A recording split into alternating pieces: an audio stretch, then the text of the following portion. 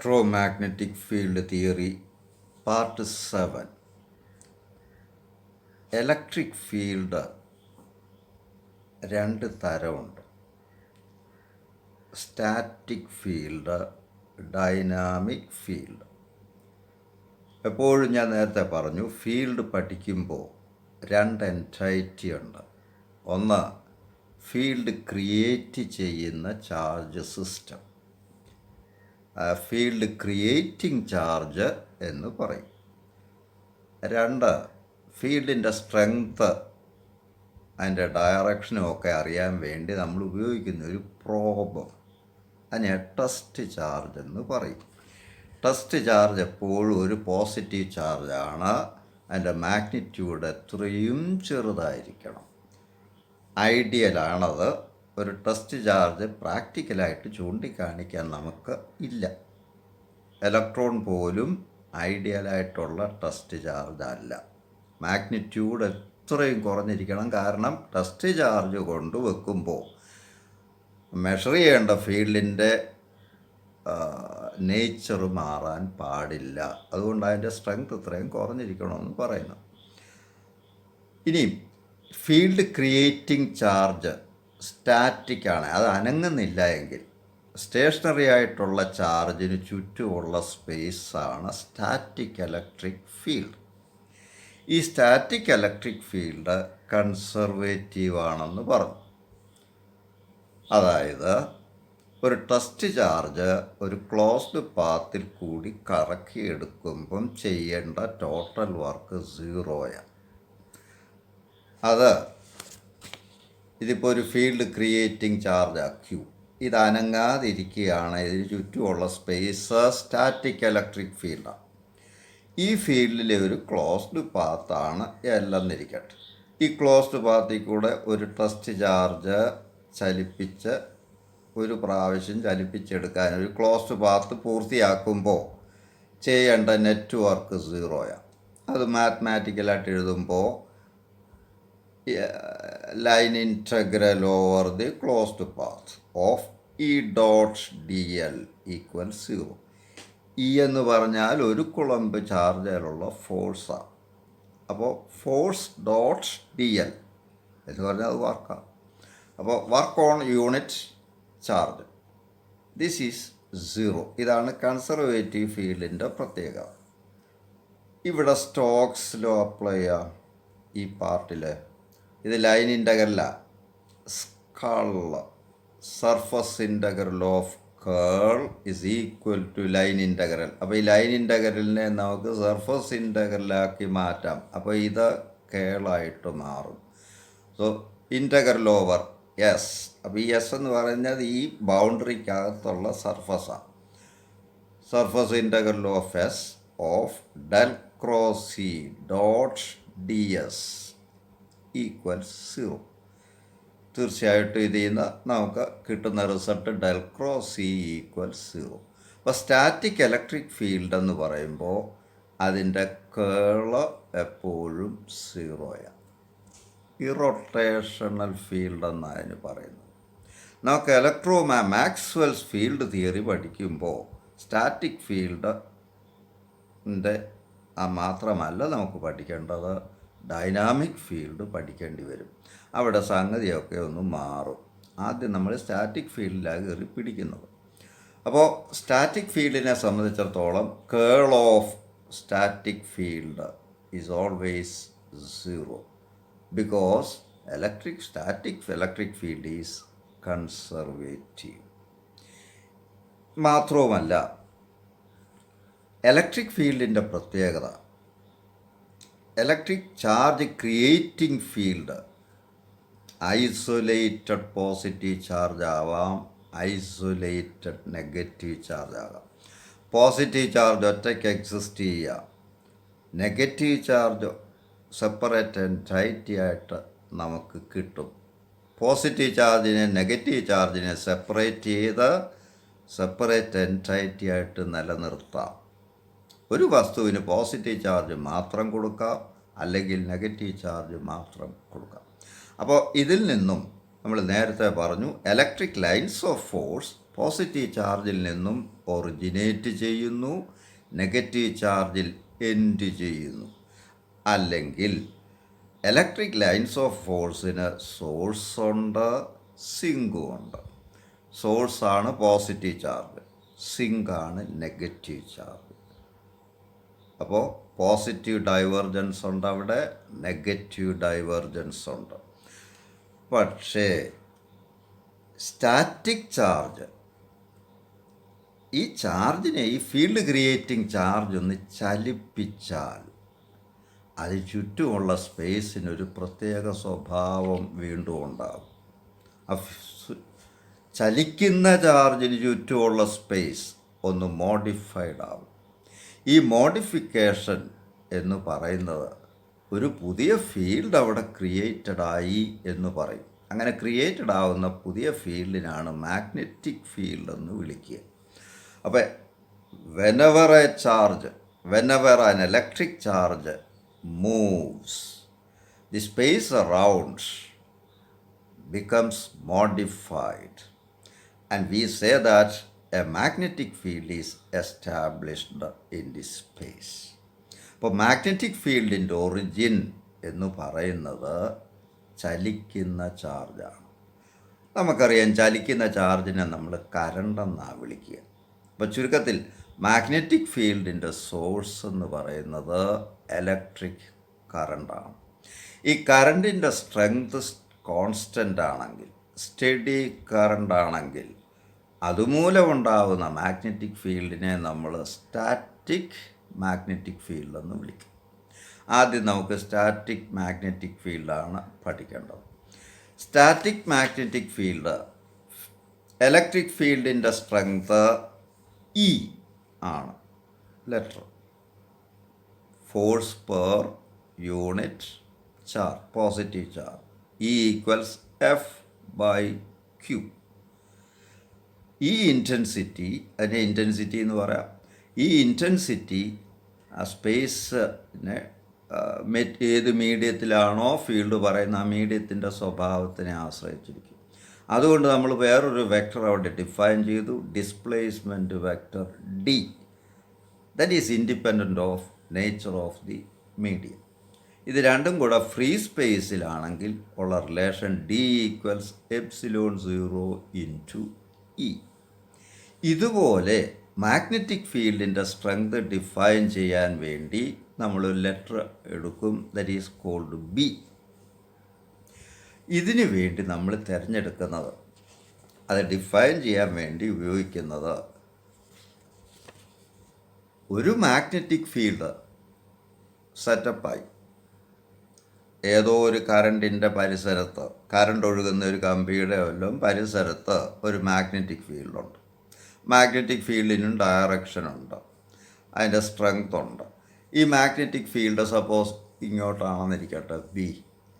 ഈ മാഗ്നറ്റിക് ഫീൽഡിൽ കൂടി, മാഗ്നറ്റിക് ഫീൽഡിൻ്റെ സ്വഭാവം ഇത് ജനറേറ്റഡ് ആവുന്നത് ചലിക്കുന്ന ചാർജ് കൊണ്ടാണ്. എവിടൊക്കെ ചാർജ് ചലിക്കുന്നുണ്ടോ അതിന് ചുറ്റും മാഗ്നറ്റിക് ഫീൽഡ് ഉണ്ടാവും. നമുക്കറിയാം പ്രകൃതിക്കൊരു നിയമമുണ്ട്, സൃഷ്ടാവിനെ എതിർക്കുക എന്നുള്ളത്.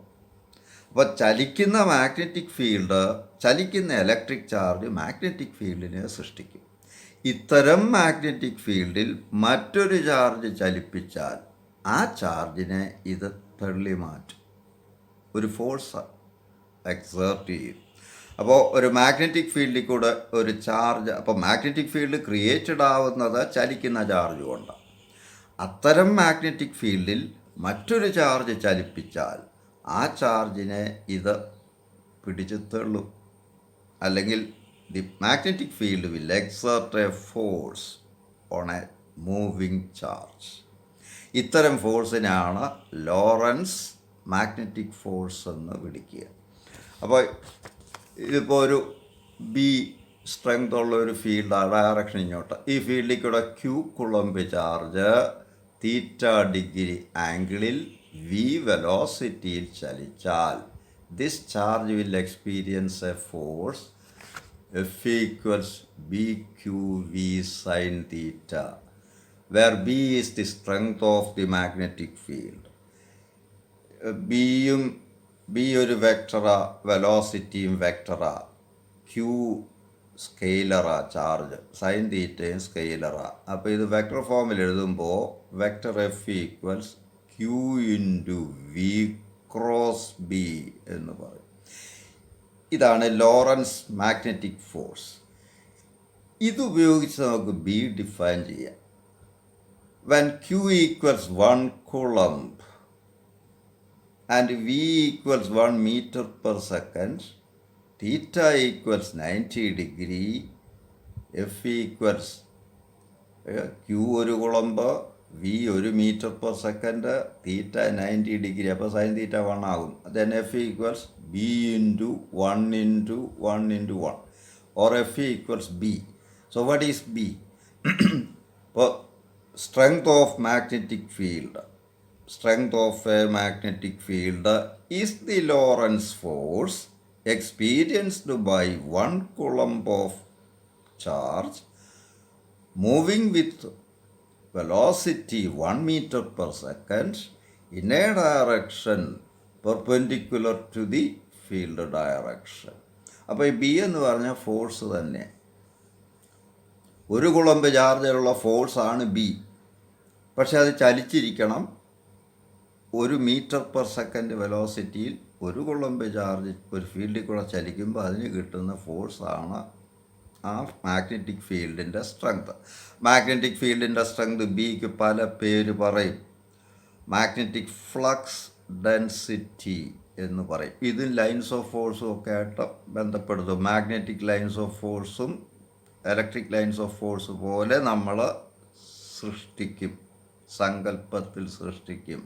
അവിടെ ഫ്ലക്സ് ഡെൻസിറ്റി ഒക്കെ വരും. അപ്പോൾ ബിക്ക് സ്ട്രെങ്ത് ഓഫ് മാഗ്നറ്റിക് ഫീൽഡ് എന്ന് വിളിക്കാം, മാഗ്നറ്റിക് ഫ്ലക്സ് ഡെൻസിറ്റി എന്ന് വിളിക്കും, മാഗ്നറ്റിക് ഇൻഡക്ഷൻ എന്ന് വിളിക്കും. ഇതെല്ലാം ബിയുടെ പേരാണ്.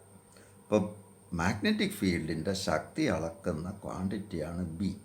ഇതിൻ്റെ unit weber per metre square അല്ലെങ്കിൽ ടെസ്ല എന്ന് പറയും. Weber per metre square or tesla. ഇതിൻ്റെ ഇലക്ട്രിക് ഇൻറ്റൻസിറ്റിയുടെ unit newton per coulomb or volt per metre.